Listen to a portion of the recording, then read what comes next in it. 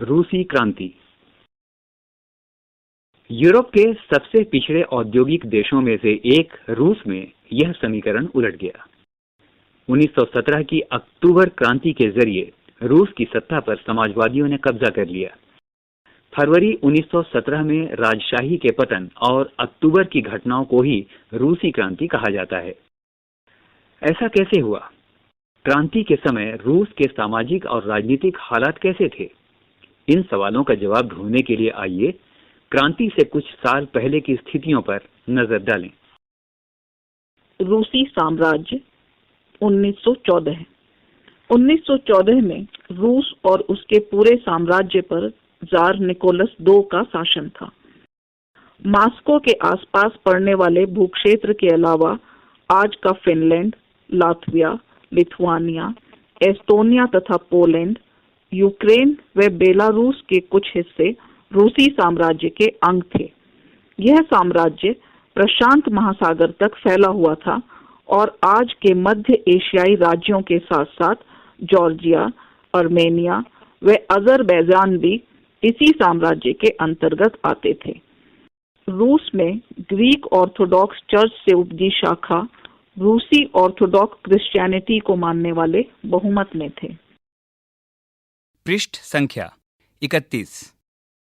लेकिन इस साम्राज्य के तहत रहने वाले लोगों में कैथोलिक, प्रोटेस्टेंट, मुस्लिम और बौद्ध भी शामिल थे। अर्थव्यवस्था और समाज। 20वीं सदी की शुरुआत में रूस की आबादी का एक बहुत बड़ा हिस्सा खेती-बाड़ी से जुड़ा हुआ था। रूसी साम्राज्य की लगभग 85% जनता आजीविका के लिए खेती पर ही निर्भर थी। यूरोप के किसी भी देश में खेती पर आश्रित जनता का प्रतिशत इतना नहीं था। उदाहरण के तौर पर फ्रांस और जर्मनी में खेती पर निर्भर आबादी 40-50% से ज्यादा नहीं थी। रूसी साम्राज्य के किसान अपनी जरूरतों के साथ साथ बाजार के लिए भी पैदावार करते थे। रूस अनाज का एक बड़ा निर्यातक था। सेंट पीटर्सबर्ग और मॉस्को प्रमुख औद्योगिक इलाके थे। हालांकि ज्यादातर उत्पादन कारीगर ही करते थे, लेकिन कारीगरों की वर्कशॉपों के साथ साथ बड़े बड़े कल कारखाने भी मौजूद थे। बहुत सारे कारखाने 1890 के दशक में चालू हुए थे, जब रूस के रेल नेटवर्क को फैलाया जा रहा था। उसी समय रूसी उद्योगों में विदेशी निवेश भी तेजी से बढ़ा था। इन कारणों के चलते कुछ ही सालों में रूस के कोयला उत्पादन में 2 गुना और स्टील उत्पादन में 4 गुना वृद्धि हुई थी। सन 1900 तक कुछ इलाकों में तो कारीगरों और कारखाना मजदूरों की संख्या लगभग बराबर हो चुकी थी। ज्यादातर कारखाने उद्योगपतियों की निजी संपत्ति थे।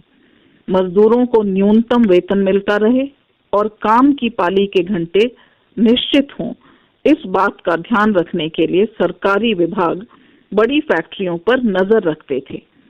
लेकिन फैक्ट्री इंस्पेक्टर भी नियमों के उल्लंघन को रोक पाने में नाकामयाब थे। कारीगरों की इकाइयों और वर्कशॉपों में काम की पाली प्रायः 15 घंटे तक खिंच जाती थी, जबकि कारखानों में मजदूर आमतौर पर 10-12 घंटे की पालियों में काम करते थे। मजदूरों के रहने के लिए भी कमरों से लेकर डॉर्मेट्री तक तरह तरह की व्यवस्था मौजूद थी। सामाजिक स्तर पर मजदूर बटे हुए थे। कुछ मजदूर अपने मूल गांवों के साथ अभी भी गहरे संबंध बनाए हुए थे। बहुत सारे मजदूर स्थायी रूप से शहरों में ही बस चुके थे। उनके बीच योग्यता और दक्षता के स्तर पर भी काफी फर्क था। सेंट पीटर्सबर्ग के एक धातु मजदूर ने कहा था, धातुकर्मी मजदूरों में खुद को साहब मानते थे। उनके काम में ज्यादा प्रशिक्षण और निपुणता की जरूरत जो रहती थी। 1914 में फैक्ट्री मजदूरों में औरतों की संख्या 31% थी, लेकिन उन्हें पुरुष मजदूरों के मुकाबले कम वेतन मिलता था। मर्दों की तनख्वाह के मुकाबले आधे से 3/4 तक। मजदूरों के बीच मौजूद फासला उनके पहनावे और व्यवहार में भी साफ दिखाई देता था। यद्यपि कुछ मजदूरों ने बेरोजगारी या आर्थिक संकट के समय एक दूसरे की मदद करने के लिए संगठन बना लिए थे, लेकिन ऐसे संगठन बहुत कम थे। पृष्ठ संख्या 32।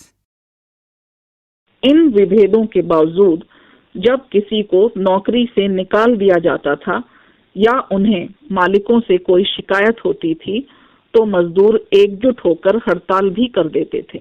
1896 से 1897 के बीच कपड़ा उद्योग में और 1902 में धातु उद्योग में ऐसी हड़तालें काफी बड़ी संख्या में आयोजित की गईं।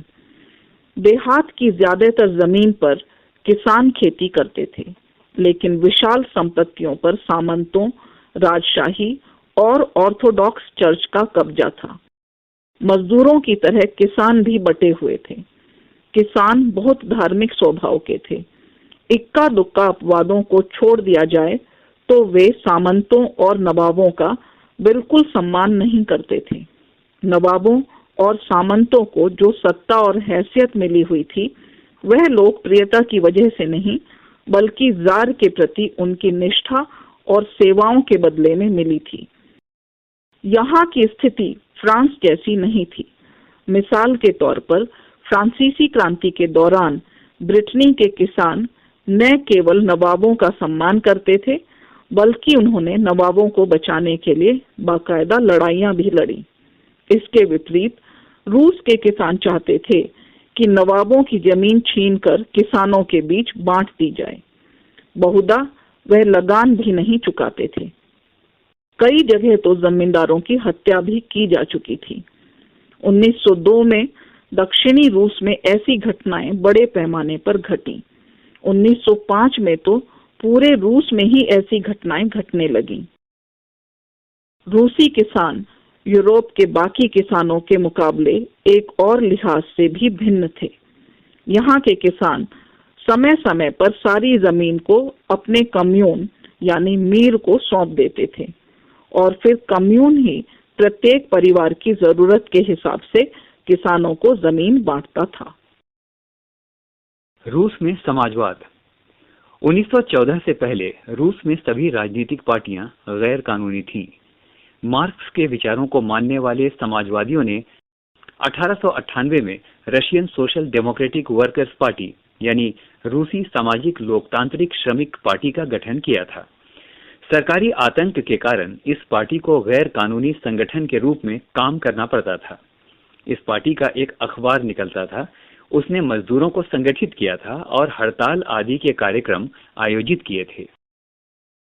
कुछ रूसी समाजवादियों को लगता था कि रूसी किसान जिस तरह समय समय पर जमीन बांटते हैं, उससे पता चलता है कि वह स्वाभाविक रूप से समाजवादी भावना वाले लोग हैं। इसी आधार पर उनका मानना था कि रूस में मजदूर नहीं, बल्कि किसान ही क्रांति के मुख्य शक्ति केंद्र बनेंगे। वे क्रांति का नेतृत्व करेंगे और रूस बाकी देशों के मुकाबले ज्यादा जल्दी समाजवादी देश बन जाएगा। 19वीं सदी के आखिर में रूस के ग्रामीण इलाकों में समाजवादी काफी सक्रिय थे। सन 1900 में उन्होंने सोशलिस्ट रेवोल्यूशनरी पार्टी यानी समाजवादी क्रांतिकारी पार्टी का गठन कर दिया था।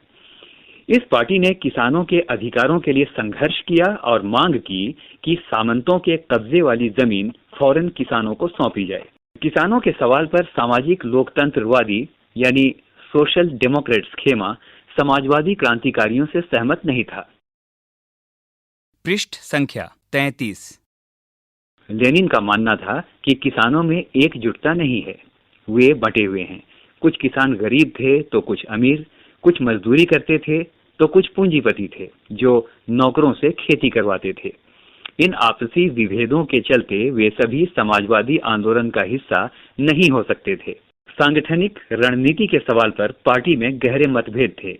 व्लादिमीर लेनिन, बोल्शेविक खेमे के मुखिया, सोचते थे कि जार यानी राजा शासित रूस जैसे दमनकारी समाज में पार्टी अत्यंत अनुशासित होनी चाहिए और अपने सदस्यों की संख्या व स्तर पर उसका पूरा नियंत्रण होना चाहिए। दूसरा खेमा मेंशेविक ये मानता था कि पार्टी में सभी को सदस्यता दी जानी चाहिए।